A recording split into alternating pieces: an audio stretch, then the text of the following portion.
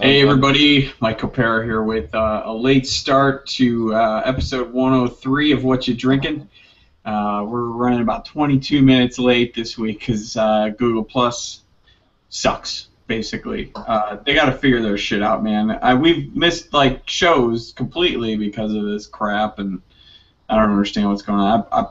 I tagged them on one of the comments just to see if they said anything or do anything. But how you guys doing? Good. I'm doing fine. I'm here. I'm good. Chris, thanks for joining us. Your hat matches my glass very nicely. Yes, it does. Nice. I got the. Oh, I have that glass, but I gave it to my brother, so I don't have any more. Now this is going to be like the Michigan gear episode. I've got the. Oh yeah, I've got sort of close. This is Bare Hands in Granger, Indiana. Which It is nice. Yeah. Nice. Nice. So how you guys doing, man? Good. Yeah. I mean, not much else. You're cutting out. Dan, you muted yourself. No, Oh, the mic connection mutes me every once in a while just because it has to keep life interesting because You're Google's too loud. That's right. Shut up, man. Shut up. I'm shutting you down right now. It's my turn. Yeah, exactly. You can't take a turn. You're a computer. So nut beers. We landed on nut beers. Did you guys have any luck?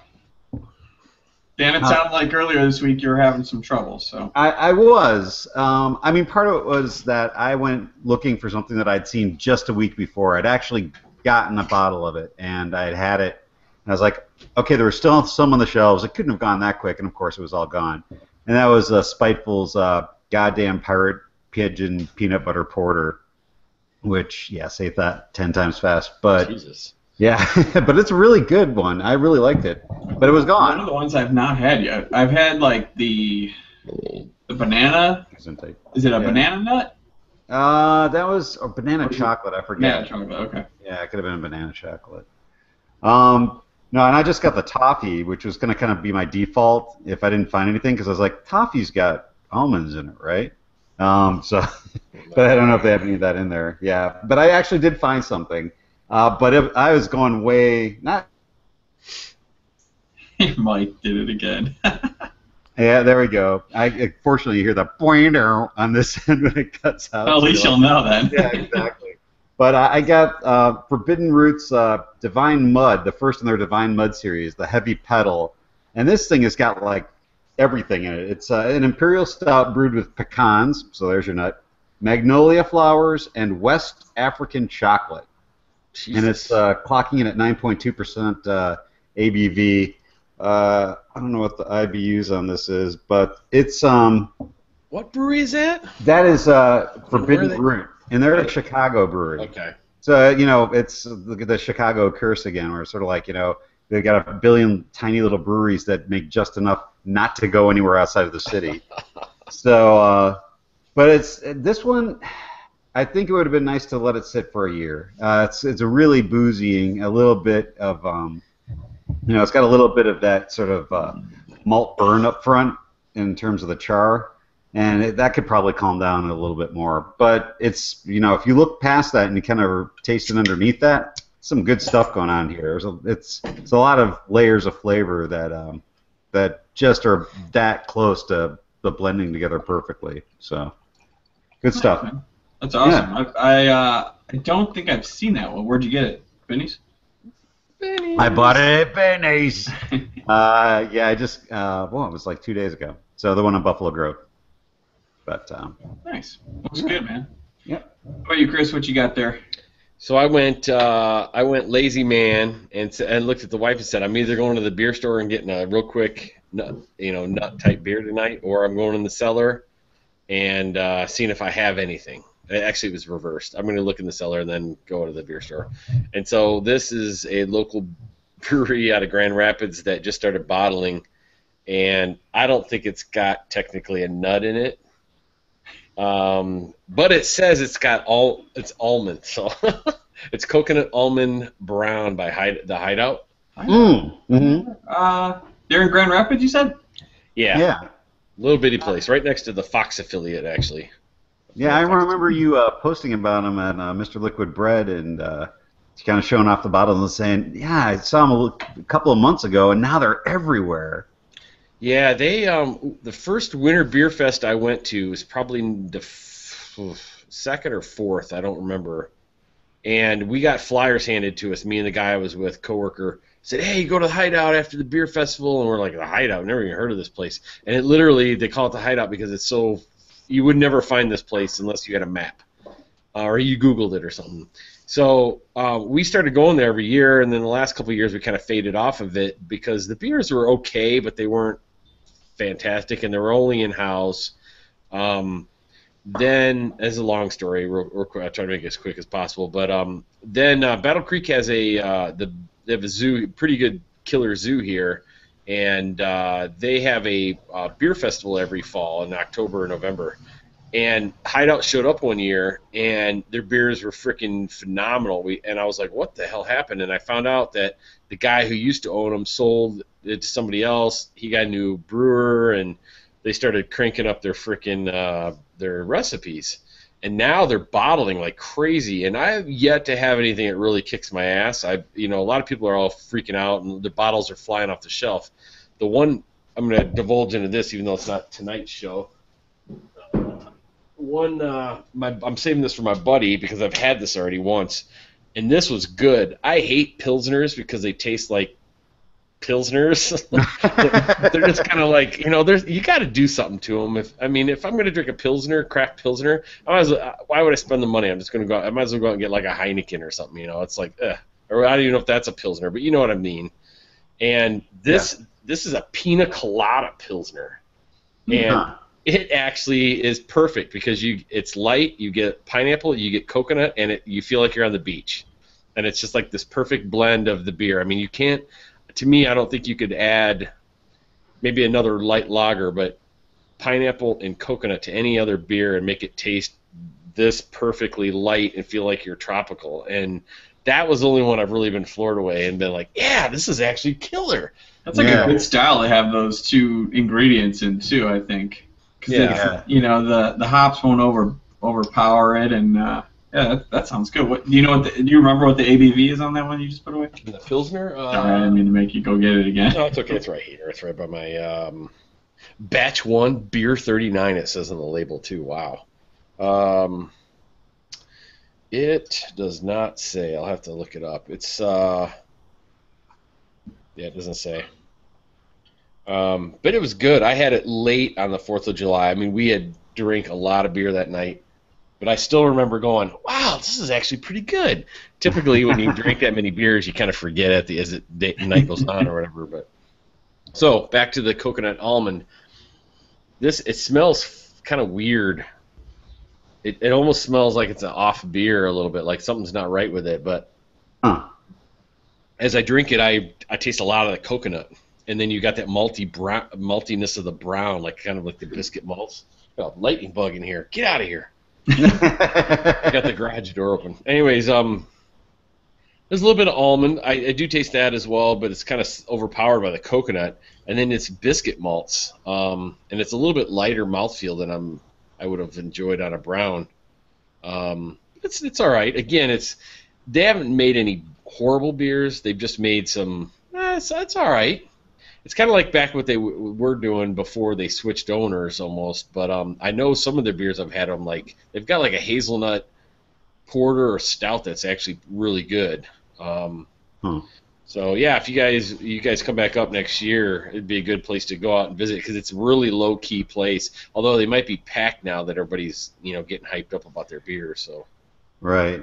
No, and I'm trying to remember if when we were out there for the Winter Beer Festival, if we had any of their beer or not. I'm pretty sure they were there. Sure. But yeah, it's not ringing a bell. So yeah, I know I've seen the name. I just I wouldn't have been able to tell you that they're from Grand Rapids or even Michigan, to be honest. But that's going to be something on my radar then next time.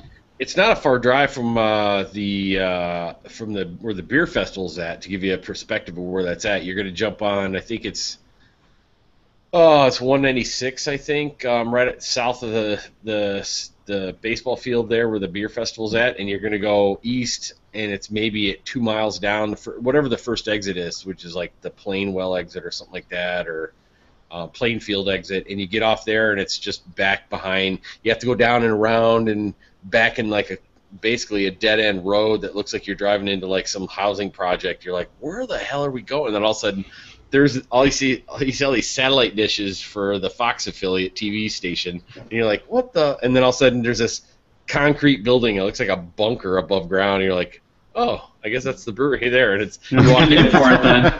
It's just really, it's not very big. I mean, it's probably about as big as it's kind of like Half Acre, only they got an upstairs too, and split all of Half Acre's square footage and split it between 2 floors. But it's cool is you can order food and have it delivered their pizza or whatever, and they got like a shuffleboard table and stuff like that. We've gone there and watched like Red Wings games after the Winter Beer Fest and stuff like that. So wait, how close did you say they were to the park, the ballpark? A couple mile, and maybe I'd say 2, but it's probably like closer to 3 or 4. It's like driving from the park to downtown, only you're going east instead of downtown. I'm gonna grab my second beer because I'm almost halfway down this one with the late start. I cracked it like right at the beginning when I thought we were gonna start. Lush. I'll be right back. Yeah, it's not too far, but like I said, we would go there almost. I think the first few years we went there. That was our MO. We'd go to the beer fest, leave, change, go get something to eat. We'd go up and go to like a B-Dubs or something like that and get some food and just some craft beer. And then we'd go to the hideout and just freaking unwind until we were like ready to go back. Because I was asking about that because we took the White Pines Trail up out of Grand Rapids up towards Cadillac when we were in town for the Bike and Brew about a month ago. And we went to Rockford Brewing, which is right off the river. But I remember that the ballpark, was right off the trail. Yep. And so I was like, I wonder if you could bike to Hideout. No, that's directly east. You have to go over the river, and it's east of the river. So. Okay. Yeah. I mean, the Rockford Brewing Company, or I forget if that's what it was. Is it Rockford Brewing? I mean, there was it was right there on the river. That was pretty cool. I don't know if you've been up there or not, but. It's worth checking out at least once. I got to go up for a conference up northeast of Shorts actually in September, and it's me and my boss, and we're going up there we may go up a day early and play some golf, and he's like, we should go up that day early, play some golf, and then stay like near Shorts or something. And I'm like, like in Bel Air? Oh yeah, dude. I'm like, what's that? Stay at the There's a little inn like right across the street from Shorts, dude. It's where I always stay whenever we're up there. Pretty cheap, we're gonna go in September, so it won't be like skiing season. So. Dude, it's pretty cheap and it's beautiful, man. Like they've got like the stream, like there's the river that goes into the lake, but it starts off as like this little stream behind the inn. It's phenomenal, man. You just sit out there and Shoot me the info when I am after the show or something. I made a look at that because my boss was talking about. He's like, we can go to Shorts or we can go wherever, and I'm like, and he knows he's a pretty good craft beer guy too, but he knows I'm like addicted. Yeah. And he's like, we go to Shorts, and I'm like, we don't have to go to Shorts. We can go to anything. I just want to go out and have a good time. But if you want to go to Shorts, you don't have to twist my arm and all. I'm okay with that. On a Saturday night, yeah, that'd be all right. It'd be probably a good band there or something. For sure, there's always bands playing there, and I think their kitchen is open in the new side now. Okay. They've been busted into the hardware store next door, or not the hardware store, the pharmacy. Mm-hmm. Oh, that's right. The pharmacists move across the street now, and they've got that whole other building. So they've been working on. I mean, they were working on it the last time we were in Bel Air, so that was earlier this year. I thought I heard that they were done with the kitchen. So, but you mentioned Half Acre and you mentioned Shorts already. I should just bring up that last weekend they released, and they hadn't done it for like 5 years. They finally did Freedom of 78 here at Half Acre this year. Oh, they did? Yeah, so they released it last week. I got a growler and like 3 bombers of it. Does it taste like liquid marijuana still? Yeah, it's oh Tank. man, that guava is just so good. I mean It's- I want to say it's a little different. It tastes a Okay. little different than the shorts version, and I think the shorts is just a little bit better. I've got friends that say the half acre one's a little bit better, but I'd have to do side by side because my beer memory is never, I don't know. I think it's all mental anyways, but like I can never remember exactly what a beer tastes like. Like I'm good if I've had it like within the last day or two, but like if you go a month and you tell me like this beer's changed, I'm not going to really be able to tell the Right. difference. I'm not that good. But Nice. yeah, it's awesome. I've got So- an bomber in the fridge right now. I'm going to be sharing with my brother-in-law because he's helping me pick up some furniture for the new baby room. So I owe him.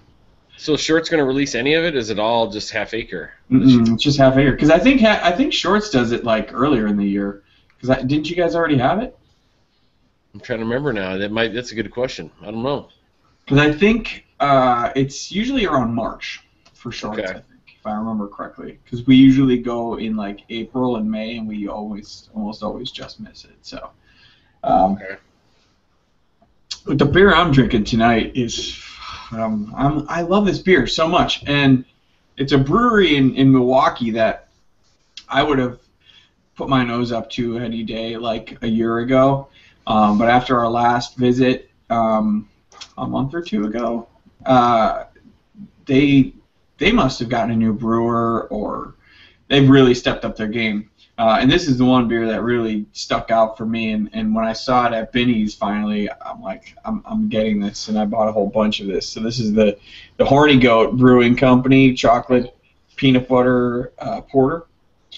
It's I guess a limited edition, and it is So they 6.5%, They 55 IBU. stepped up their game though, because I've had some of their stuff and I'm like, eh. Yeah, I'm telling you, like normally their stuff is just nothing to write home about. Well, what's going on with my camera here? I think it's a little too dark or something. Beer goggles. Yeah, what's up, man? My camera's drunk. What's up, buddy? There you go. I know I'm all There good. Oh, there you go. But I think there you. I see you now. I see you again. I think it's the bad lighting here. I don't know. But yeah, this beer is fucking good, man. It's it is the closest thing. Have you had it yet, Dan? No, I have not. No. Because I know you've had the Liquid Bliss from Terrapin, and I swear to you, it's like a clone of that. It's so fucking close, but it's so good. I mean, it just smells amazing. If you like that, you have to get the Spiteful Peanut Butter Porter because I think it's better, honestly, dude. And then at least Liquid Bliss. I couldn't speak to the Horny Goat, but I mean it takes the chocolate out of it, and you can actually taste the peanut butter more. That was the one thing about the Liquid Bliss that kind of got to me. It was like there's a lot of chocolate here, but I'm not getting the peanut as a taste as much as like mouthfeel. Oh man, the peanut butter in this one is like. It's off the charts. It's in the smell, but it's totally in the taste too. Like in the aftertaste, it's real chocolatey and like it's got a good mouthfeel to it too. Yeah, I gotta try that. Beer Advocate gives it about like an 87, I think, or 86. So it's like a very good, I guess. Mm-hmm. But yeah, 6.5%. I would totally put a shit ton of this in the closet because it says it's limited edition. So Yeah. But, I've had the Sweet Baby Jesus by DeClaw, and then I've had the I don't know if I've had Uber Goober we chatted with before the show, but I did have the PB&J they made, which was Uber Goober and that's good. What was it? Safrade. So, oh yeah.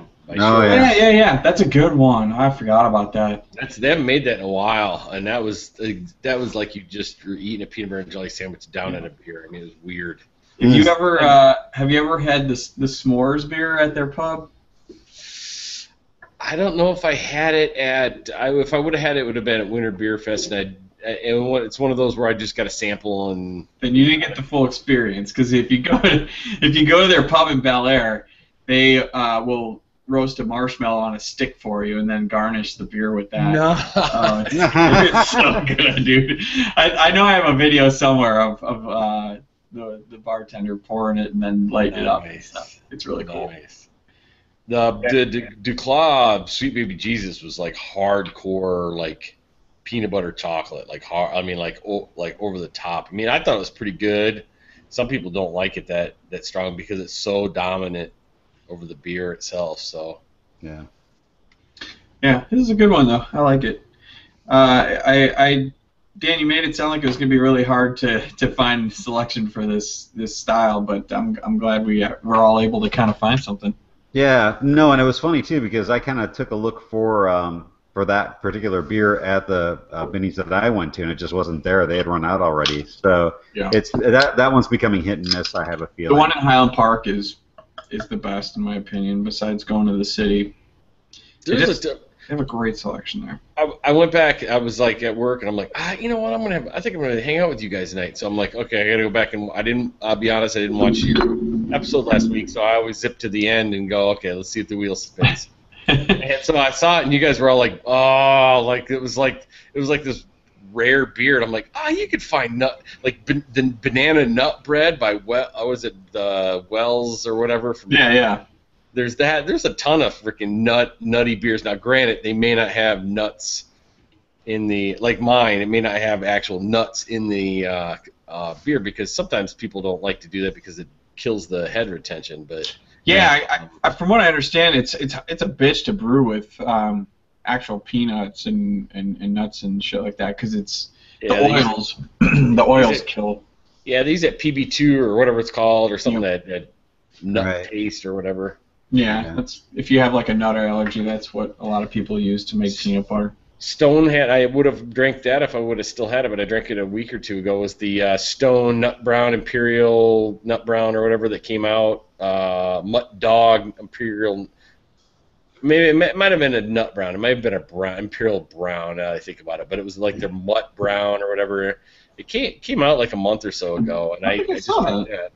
Oh, thank you for bringing up Stone because I took a look at their Woot Stout page today. Oh yeah, what's going on with that? They're coming to Michigan. They're definitely on the list, so I would keep your eyes open, Chris. And, well, it doesn't matter.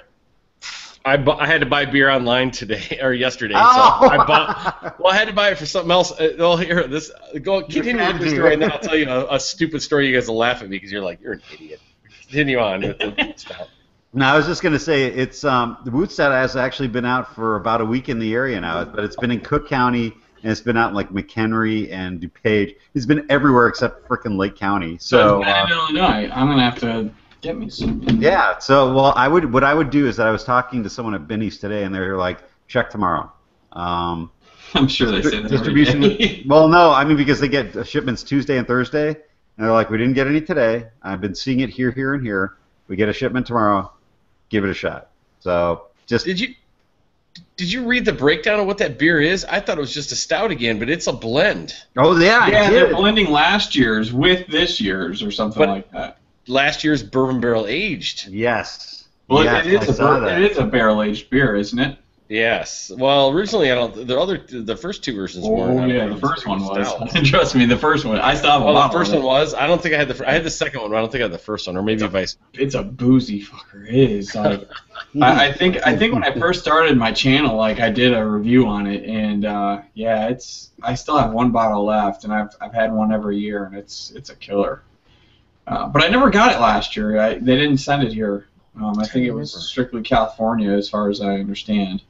I'm just amazed at the price because it's $10 a bottle. At least really? That's what I'm seeing. That's what I'm seeing online is $9.99 a bottle.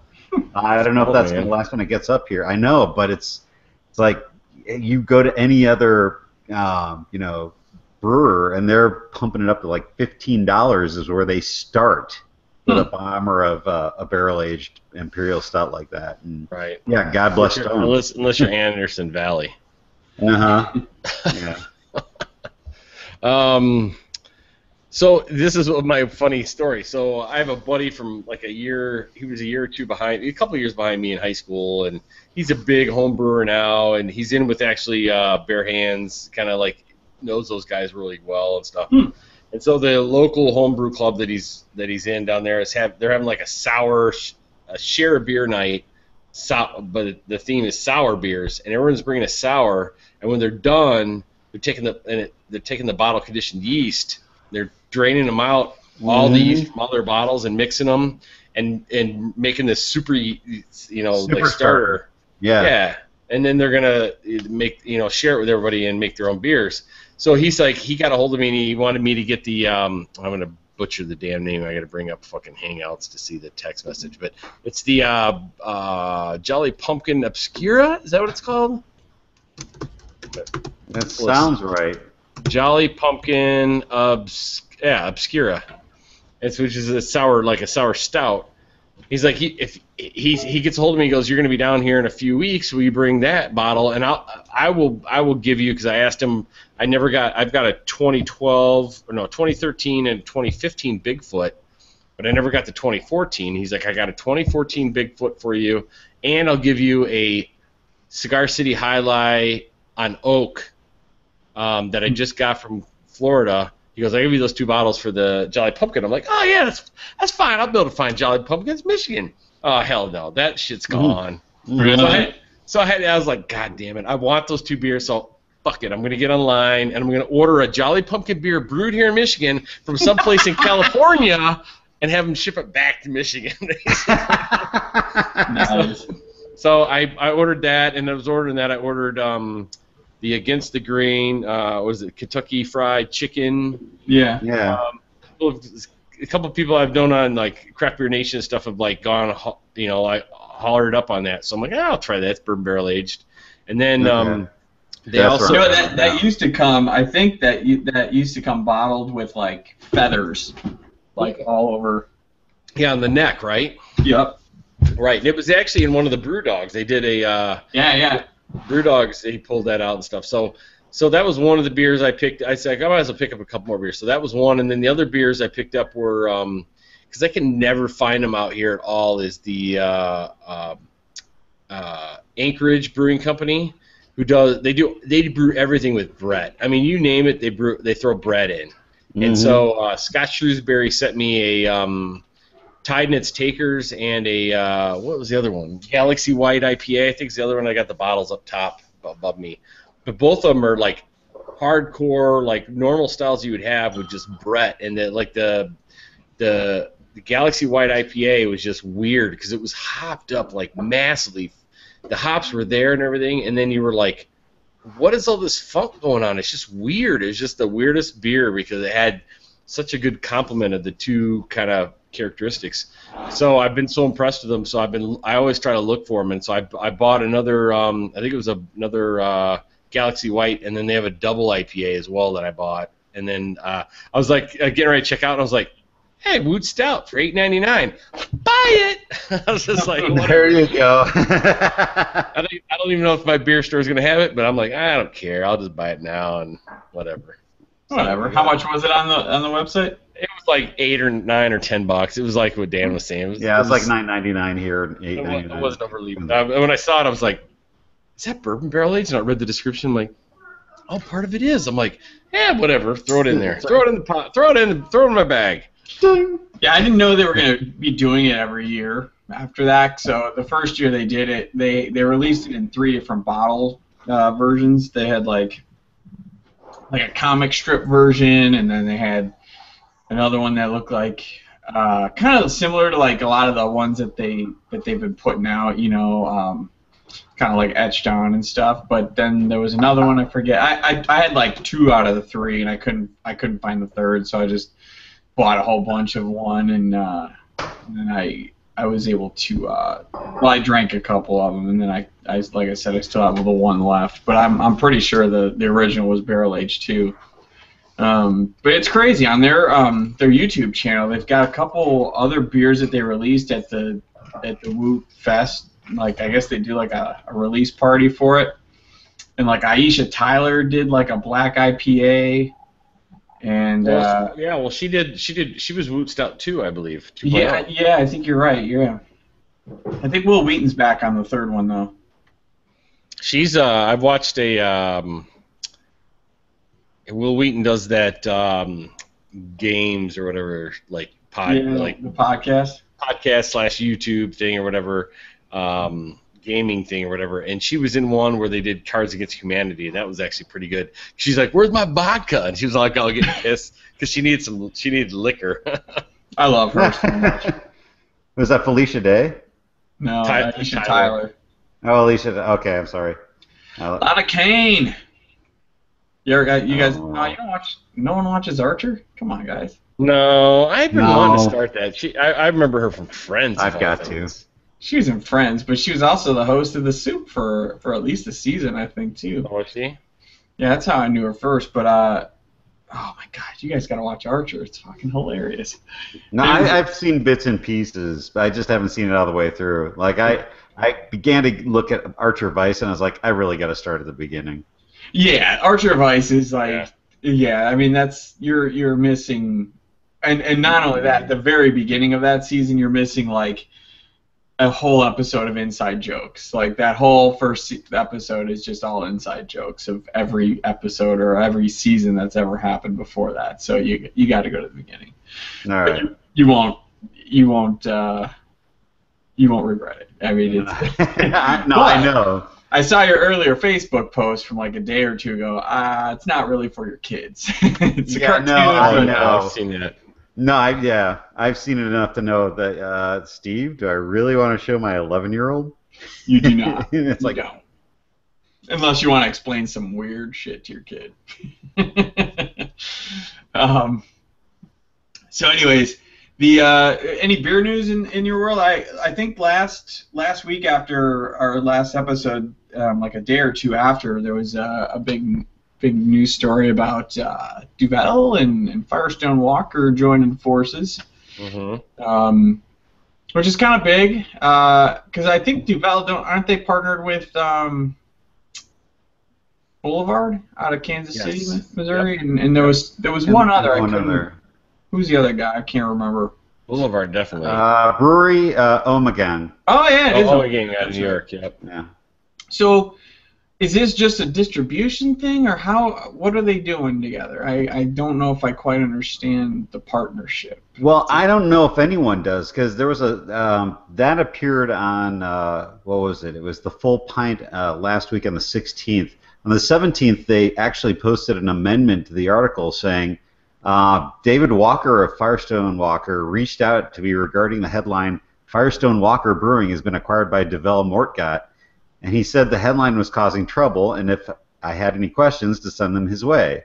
After asking both David Walker and Simon Thorpe of Duvel flat out if this was an acquisition or a sale, I was not given an admittance or denial. When I pressed Mr. Walker harder, I was given the quote, "It's more of an investment than an acquisition."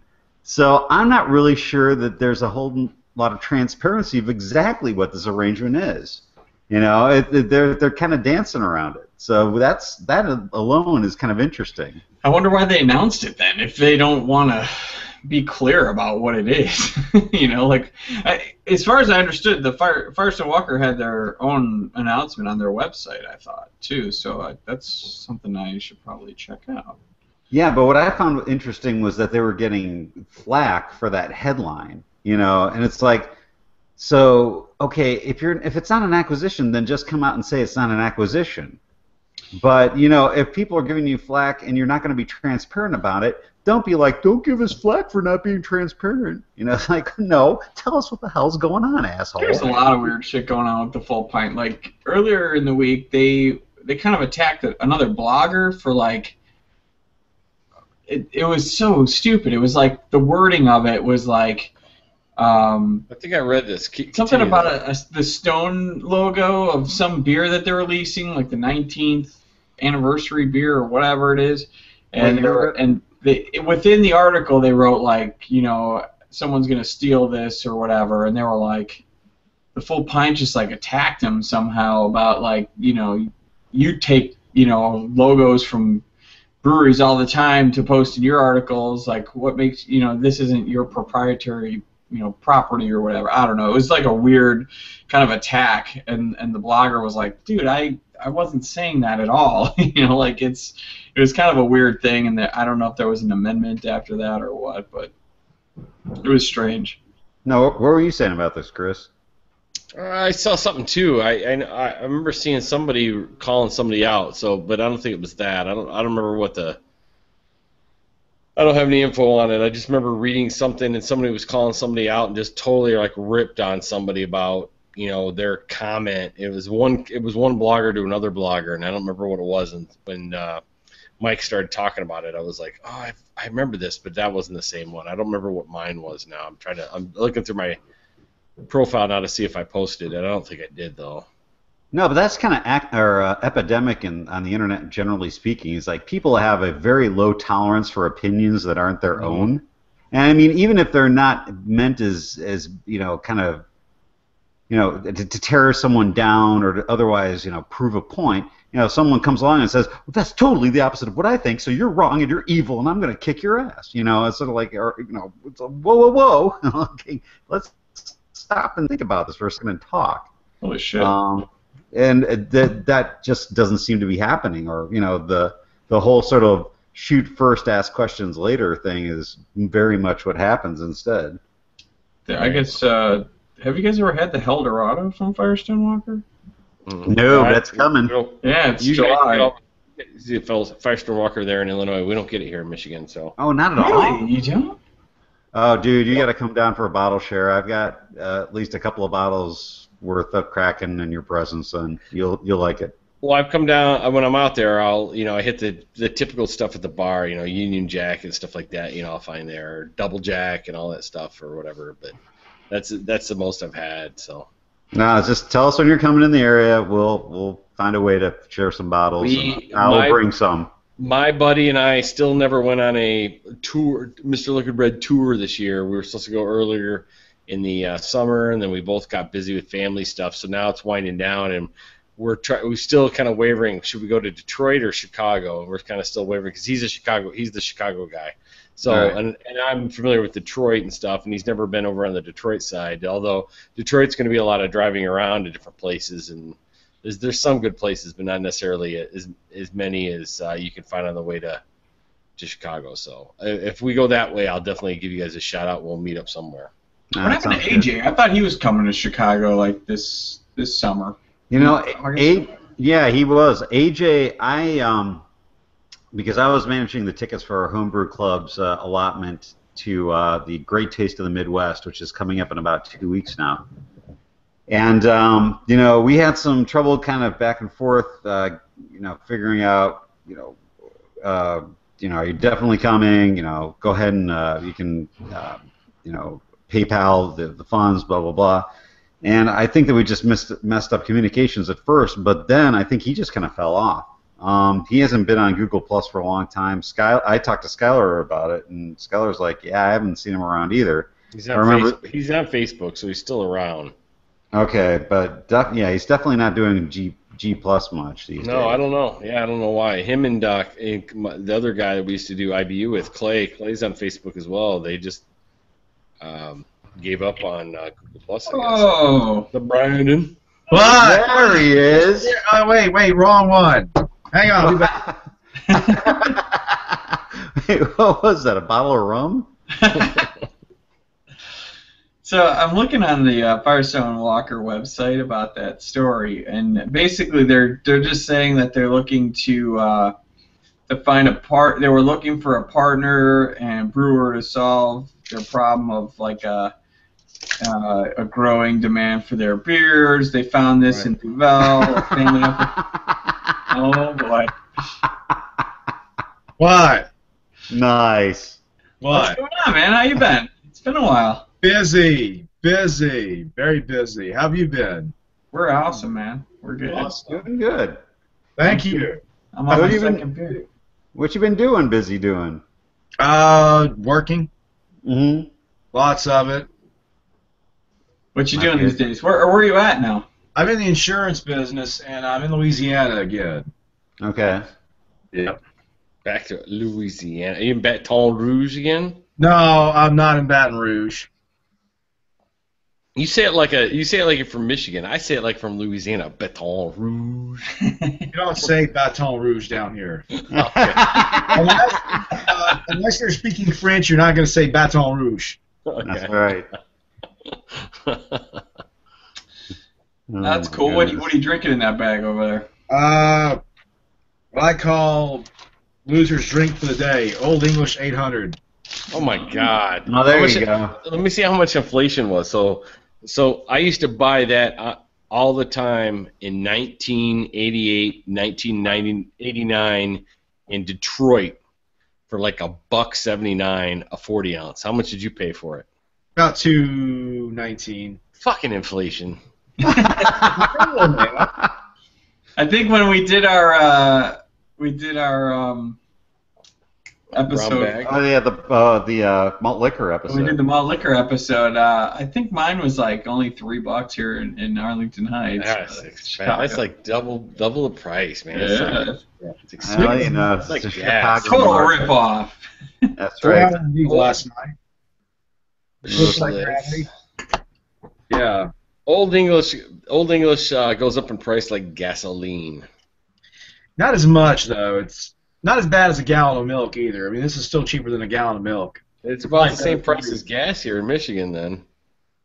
$2.60 or so. Oh man. I know. Screw you. Yeah, exactly. It's like we live in the land of the damned when it comes to gas prices. I don't understand that because you guys are on the lake. Just pull up a barge and offload that. But I guess it's through pipelines and stuff now, isn't it? Yeah, that's right. Refineries. Yeah, and they're always going offline and blah blah blah. And So anyways, to finish up on what we were talking about before Brandon jumped on, the Firestone Walker is very unclear of what this is. It's just, they make it sound like it's just an investment. Duval's putting an investment in Firestone Walker, and that everything runs independently as always, and partnerships will remain, and there will be no change discernible in and around the brewery. In other words, we will not miss a beat. So, in other words, we don't really need to know this. yeah, exactly. It's sort of like something's happening, but you don't really need to know what. Like, we have more money now, and we'll, like, if they're going to, expand their distribution and all that stuff, then, okay, then tell us, and then that'd be news. But otherwise, this is not really much news, to be honest with you. The story, especially if, they're, because that's exactly how I saw it. I thought it's an acquisition from Duval, but Right. it's not the case. No, and I mean, I guess the way that you have to kind of look at these sorts of things is to see what's happened in the past. And like, if you look at Boulevard and Omegang, and their relationship with Duval, it's not like things changed significantly at either of those places. And if anything, I think Boulevard just released more beer and some really good stuff. Yeah. Like their barrel-aged Impy Stout is phenomenal. It's as good as anybody else's out there, and it was a lot easier to get this year. So I'm all for it. If that's you can get Firestone Walker like Parabola, much more easily than you can now because they're literally getting like not 12 bottle cases, but 6 bottle cases as allotments at liquor stores now. In the area, I'm all for it. Pump it up. I read, I think it was David Walker when they were interviewing him about the whole takeover, and he basically said, they said, will Firestone Walker beers be brewed in, Boulevard's facilities or Omegang's facilities or even Duval's? And he said, if need be, yes, that may be a possibility. So. To me, this is a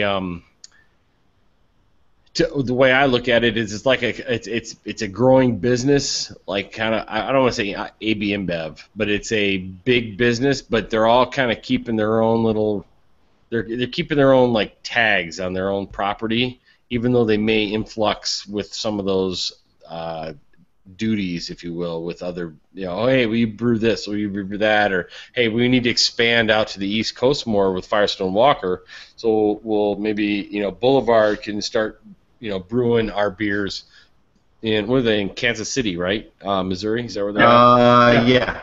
Yep. So they start brewing, and then maybe they're now a distribution point for the Midwest and start blowing up on the East Coast a little bit. So that's what I kind of look at it. Now the problem is that none of these facilities were big enough in the first place, right? That's why they joined. So somebody's going to have to, if they're going to start brewing other breweries beer, they're going to have to expand a little bit at some Well, point.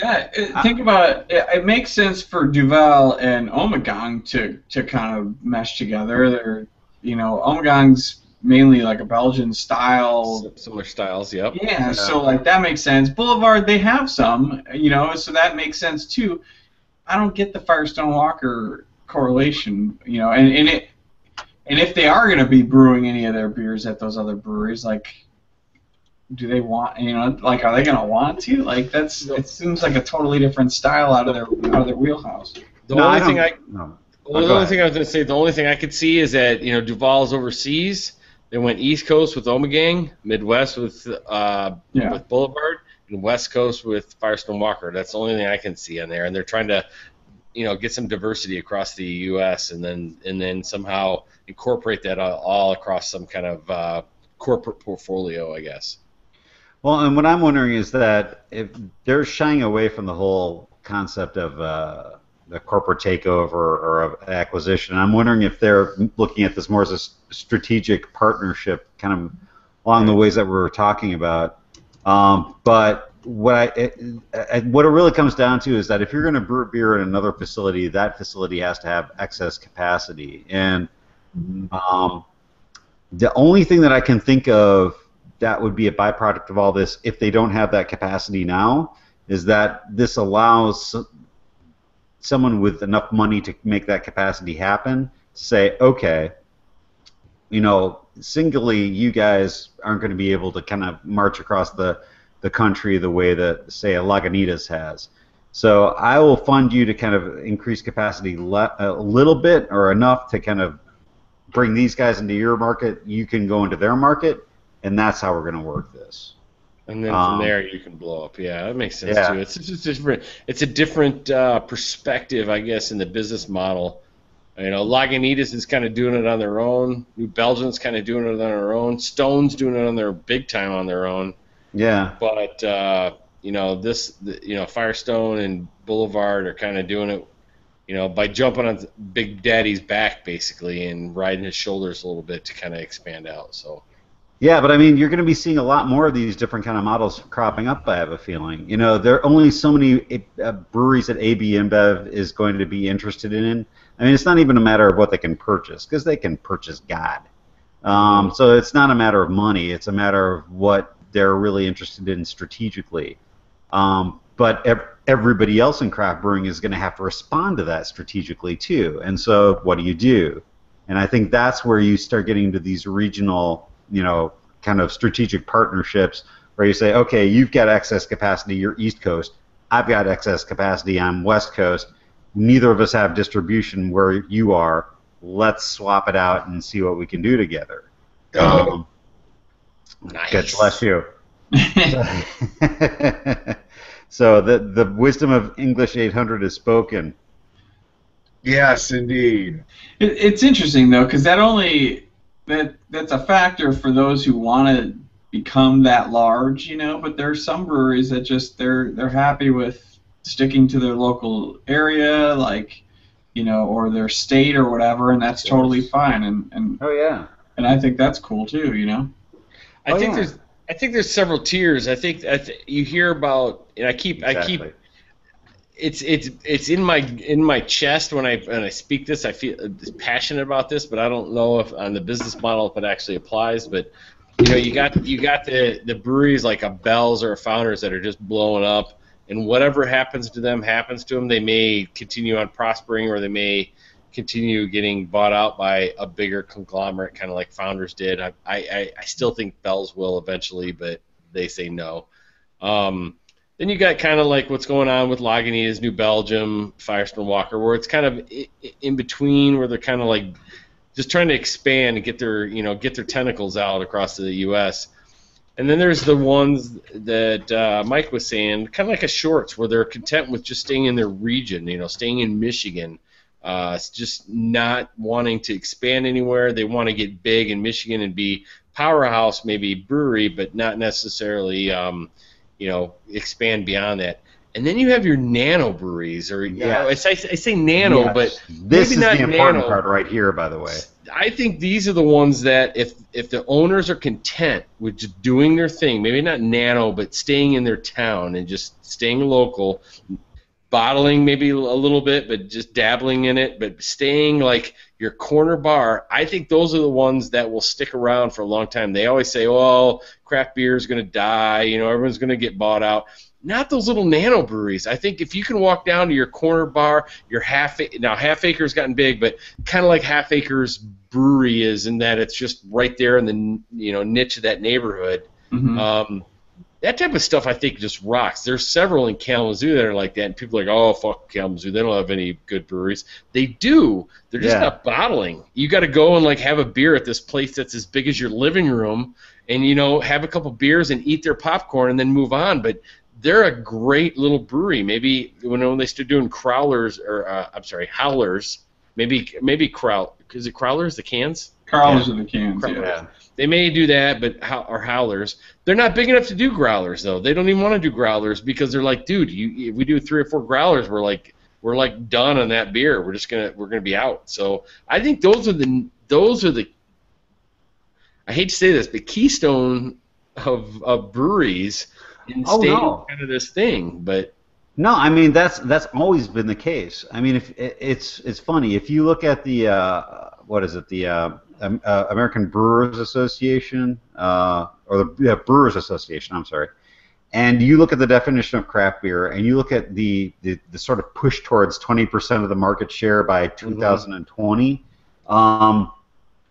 The primary, sort of locus of brewery in that category of craft brewer has always been tiny. And the only way they've been making strides towards 20% has been by shifting the rules around so that larger breweries could fit into it. They've been kind of like Yuengling and yes, exactly. Well, and that's the thing is they did that and they fucked themselves because then founders fell out of that. Mm-hmm.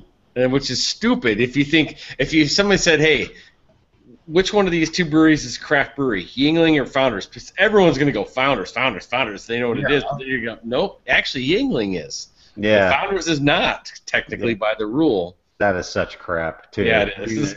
But that's the whole thing is that you have to kind of look beyond what they're strategically trying to do to put a face on craft beer at the Brewers Association. And remember that really the movement is, and always has been, and probably always will be to a certain extent, the march forward of these small brewers, some of them getting bigger like a Shorts or a Founders, and being content to stay in their place like Shorts, or being content or really having aspirations to grow bigger like a Founders. But there's so many of them now that this is where it gets interesting, is that you're gonna get a lot of instability really soon. Because there's so many more coming up online now that the neighborhoods are going to start shrinking, because there are only so many areas that can support a lot of craft breweries in one place, even a lot of little ones. And so what happens after that is kind of. See, I agree with that to a point. Like I think you can have multiple small breweries. Mm-hmm. In a neighborhood. Like you mentioned Half Acre. You can literally walk 10 minutes away and you can be at Beguile, and I think there's another one just over there now. And they're very similar. They're very small. Like Beguile has a really good following and their beers are solid and everything. But the issue is, and it's great if you're going to go local and you just want to have that neighborhood brewery, and that's great. But it's got to be good. Like it can't be. Yeah. That's what craft beer, has to be. It's got to be good. Otherwise, if you support local, that's great. But if you're supporting a local brewery that makes shitty beer, then you're not doing anything for craft beer. You're just supporting. So it's like make sure it's good before you.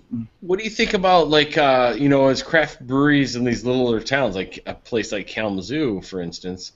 These little craft breweries start up, do you think they're going to have a negative effect on hole-in-the-wall bars?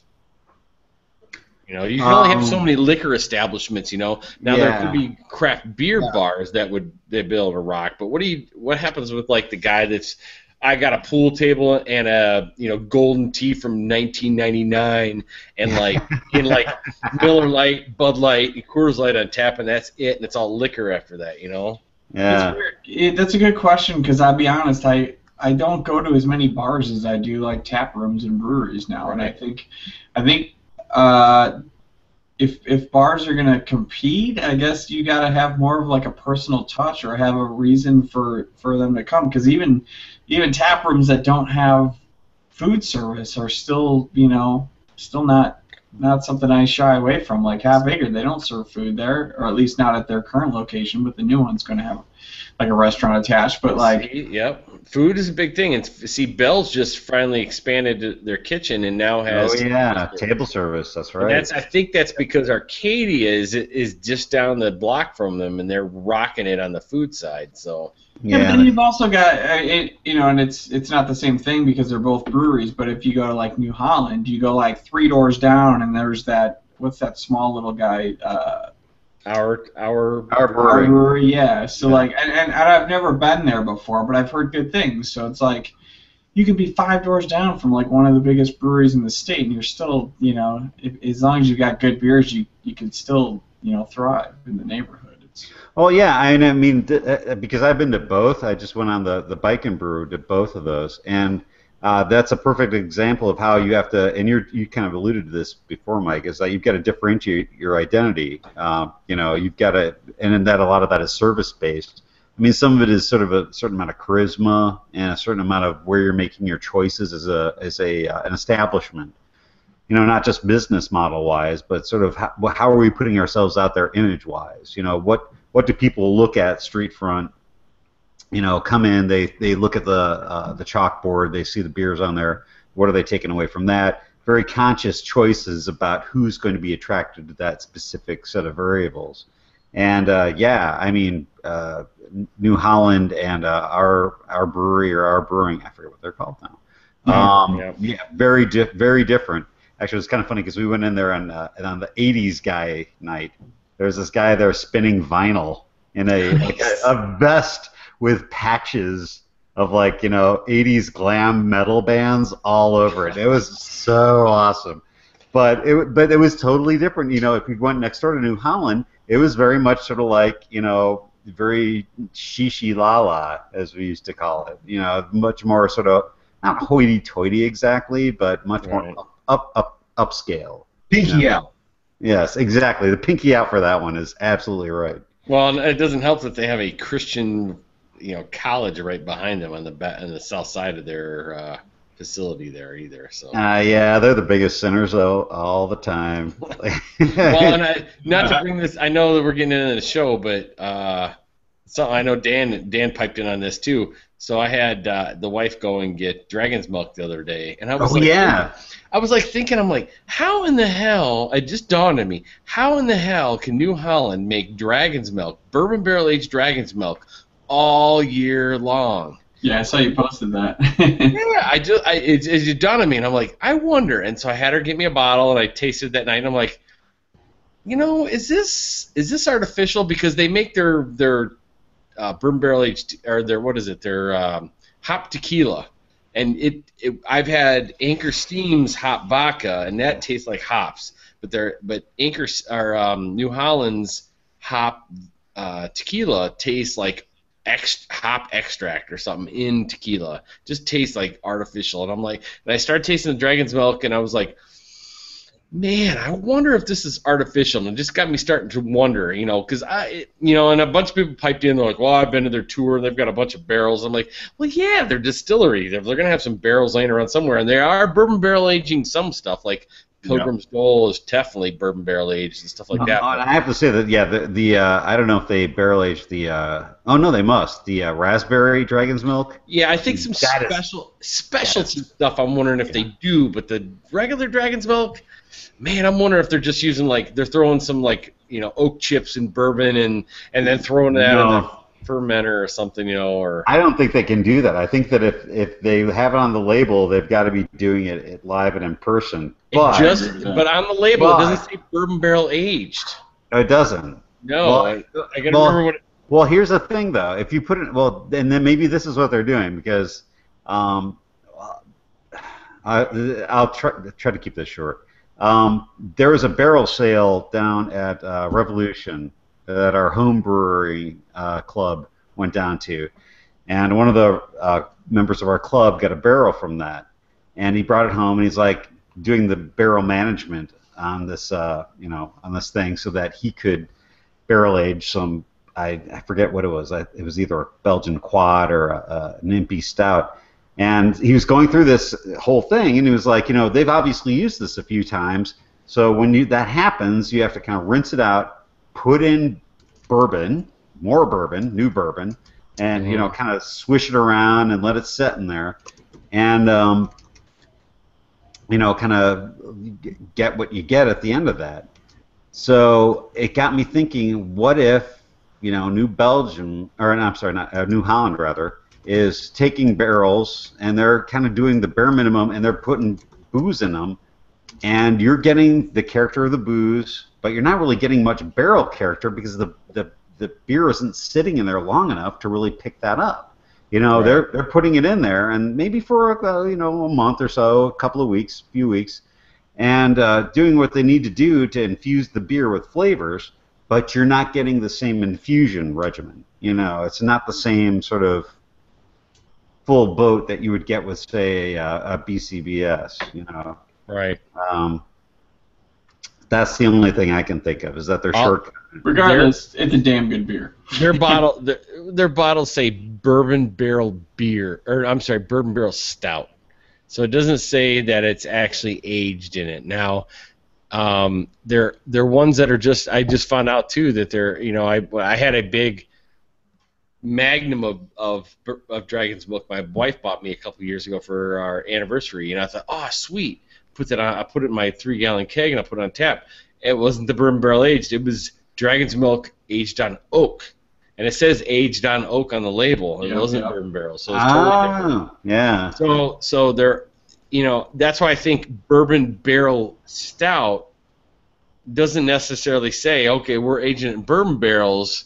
You insinuate that. You're like, oh, yeah, well, yeah, there's aging bourbon barrels. But it just bourbon barrel. Okay, we're using bourbon barrel chips or something crap. Yeah, you could be doing extract or something. I don't know. And that's why I started to taste it. If you taste that beer against a real, it's only comes out once a year, and it's like maybe a Backwoods Bastard or something like that. Yeah. I think if you compare the two, you'd be like, something doesn't taste right with this Dragon's Milk. It tastes a little extracty or artificial kind of thing, and so that's why. And because it's out all year, I can't. You know how many barrels they would have to have, and they do this all across the U.S. There'd be a lot of freaking barrels to be aging this all the time. So they can't just age it a couple months and send it out. They've got to be aging that for several months, to get a good bourbon barrel, type of taste off of it. So, yeah, my 2 cents. I stand off my soapbox. I'm done.